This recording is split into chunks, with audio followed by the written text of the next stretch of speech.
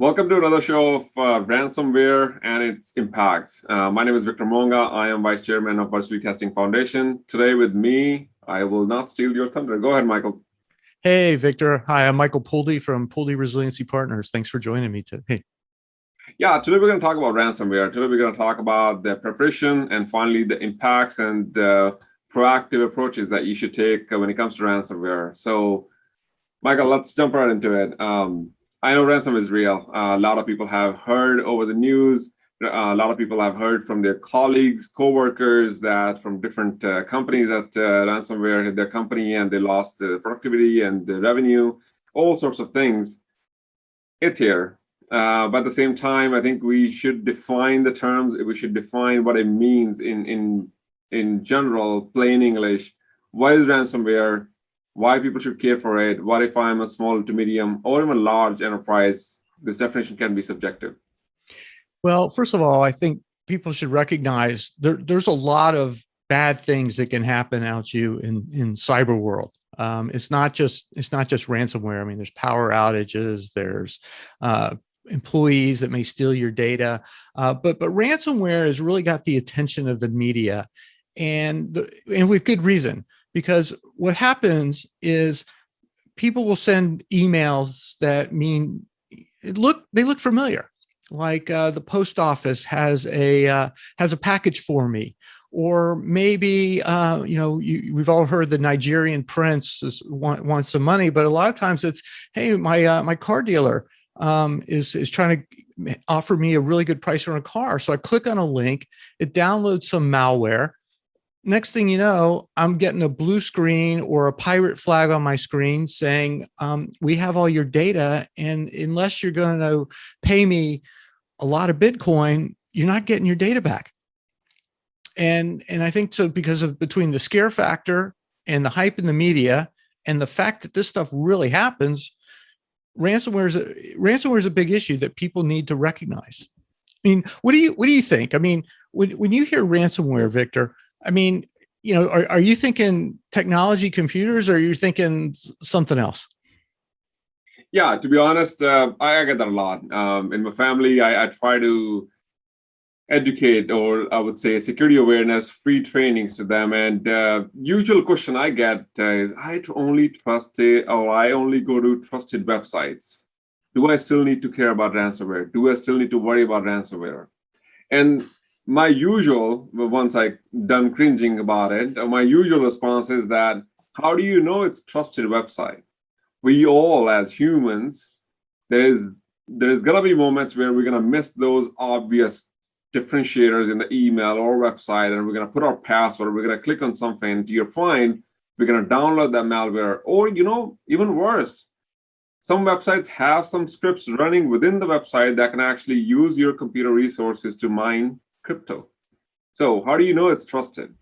So at the end of the day, I would say, yes, you are at risk even if you go to those trusted websites. When you consider, keep your eyes peeled, be prepared for that. As an end user, as an organization, as a company, we all should be keeping our eyes out for ransomware. Yeah, I mean, I tell a lot of people, for example, don't open the email if you don't recognize who it's from.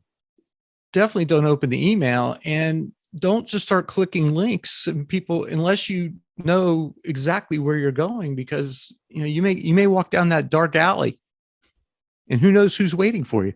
Exactly. My best is, or the favorite one I heard is, can I just rename my files and just access them again? And why do I have to care about it?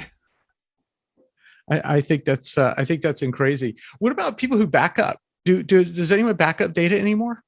That's interesting. So one of the true stories, actually, I won't name the name here, but 2 years ago, I got a call and they're like, we got hit by ransomware, but we just want your opinion on it. But at the same time, I think we are good because we have backups. Like, oh, that's great. You're the smartest people. You prepared for it.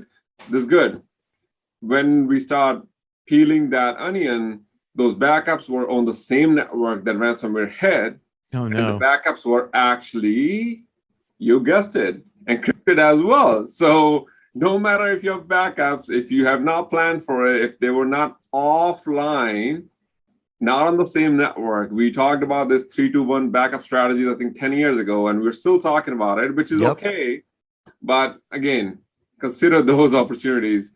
Michael, what about preparation steps? I know we're talking about the problem, we're talking about the challenge here. What about the preparation steps? What can we tell our community that people should consider when they are considering to be prepared for ransomware attacks?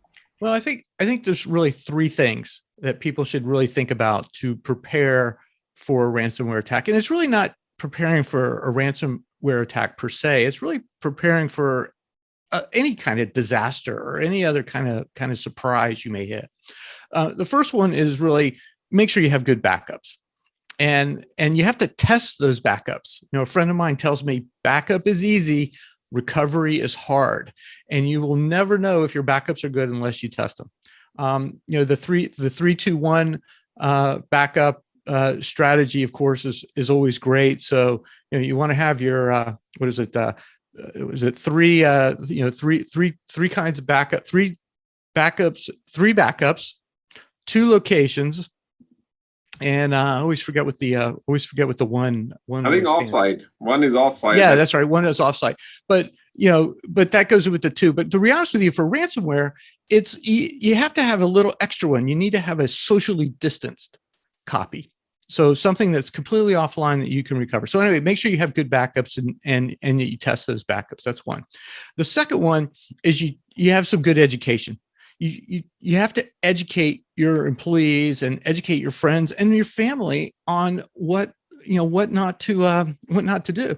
Because if you're not educating people on what's good and what's not good, they're gonna step in something, and it's going to be painful when they step in it. And then the third thing is get your team.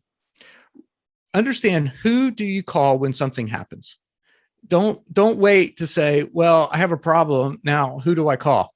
Because the reality is no one's going to take your call unless they're your best friends. No one's going to take your call Friday night at 7 p.m.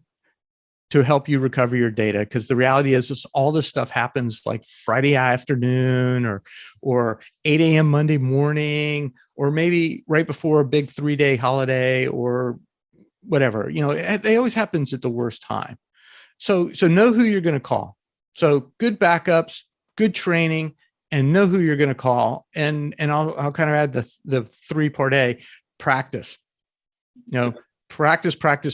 So if you have your friends and family that you're going to call them in advance. Make sure they know they expect your call. If not, find your trained professional. In fact, Victor, that's actually a really interesting question: is how many people do you know actually know who they're going to call? I mean, if it's like my friends and family, they know they're going to call me, but I'm not always there. Yeah. And I'll speak for organizations that I talk to, or at least the friends I have that they represent these companies. Usually they might have a plan, incident response plan. And in that plan, they have, first thing we're going to call our PR team, or first thing we're going to call our CEO, first thing we're going to call our board of directors to determine that this happened. Here are the options. Where do we go? One thing to also consider is that if you are going to involve law enforcement, you also want to make sure that your PR, public relations team, marketing team, or the public facing message content team is involved as well, because that's usually a mess. That you go in and involve law enforcement, at that point, you always miss the point that how are we going to address this in public as well. One thing I'll say that you touched upon about the training, my personal pet peeve is when companies are training their employees about ransomware, then they have these like 15 or 50 or 500 modules that they need to watch as a training. I think that's actually serving negatively in our environment. It should be something constructive, as I give you a simulation or an email, fake email, spot 5 things that you can that indicates it's a phishing email.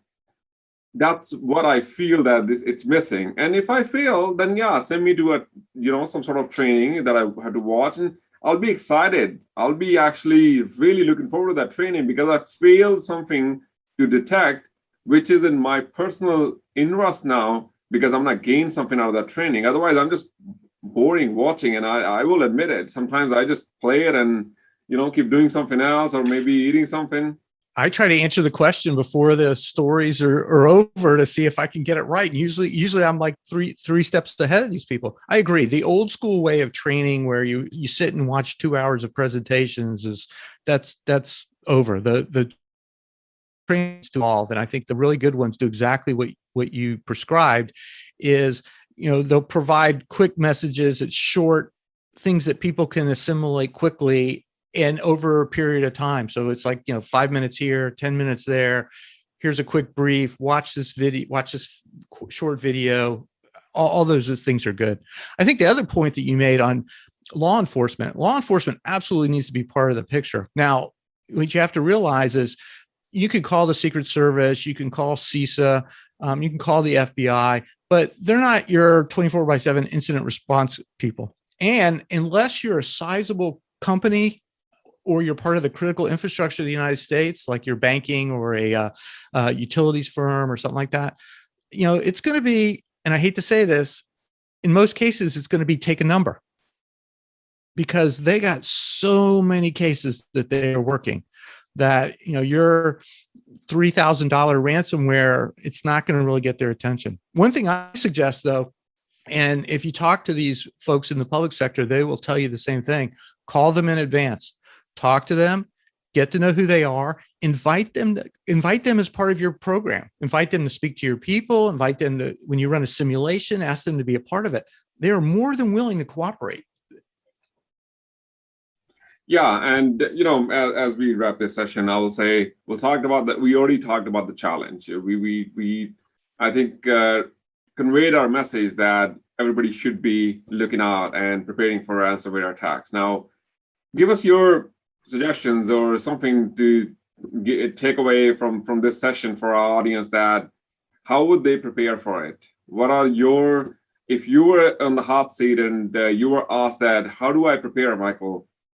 Well, again, the best thing you can do is test and run a simulation. And they're not hard. You can spend 30 minutes, you can spend an hour, you can spend a couple hours, but get the key people in the room and run a simulation where you say, okay, we have ransomware. Laptops down. What do we do? And see how people respond. And ideally, you can put a plan together. So really one of the biggest things is, get your people together, run a simulation, but get a plan together. And I'm not talking a big tome of 120 pages that, within 15 minutes, people will throw it out the window, but come up with a couple of good steps, good action plans, people you would call, how you would get in touch with them, who's part of that team, and how you would escalate it. You get the cybersecurity teams involved quickly. You get your IT people involved quickly. You mentioned communications. I mean, getting the communications people who can talk to your clients, your customers, that's really important. So really, get a plan together, simulate, and then make sure you have your team assembled. I think all those things are great. Yeah. Since you talked to the organizational plan and enterprise plan and what people should be considering, I'll speak to the end user. So if you detected that you got hit by ransomware on your endpoint, on your computer, on your PC when you're working, first of all, the first thing you want to do is disconnect network. That could be Wi-Fi, that could be the physical cable going to your computer. Disconnect it right away. Second, disconnect your external USB drives that we all use these days to back up things. Again, disconnect it right away. The last thing you want is that ransomware hit your computer and the backup on that USB drive or the flash drive or the thumb drive, whatever you're using. Finally, report that incident right away to your support system or the help desk ticket or whatever. Make that call right away. Do not wait. Do not think that what's going to happen, or do not go to a third-party vendor, a local shop, and try to get it fixed. It's not worth it. Your organizations need to know about it. They need to ensure that it's handled properly. So once again, I'm speaking to those end users. You want to do three things: disconnect network, disconnect external drives, and report that incident. That's great, Victor. Those are great ideas. I mean, I think too many people, they're not preparing for it. And so those three actions, which are very simple, and for people that have been doing this for as long as you and I have, that's kind of instinctual. But if you're talking to someone who is not as technology savvy, or even if you're just talking to someone, maybe a professional that maybe, doctors and lawyers, I mean, they're really good at what they do, practicing medicine and practicing law, maybe even your auto mechanic, again, really great at working on your car. But when it comes to technology issues, especially cyber attacks, they just, a lot of them like deer in the headlights and just watch it happen. Exactly. Well, again, prepare for ransomware and make sure you don't get hit by it. I will say that. Best of luck, Michael. Thank you so much for talking to us, talking to our audience. This is really helpful. Appreciate it. Thanks, Victor. Thanks for inviting me. This has been a lot of fun.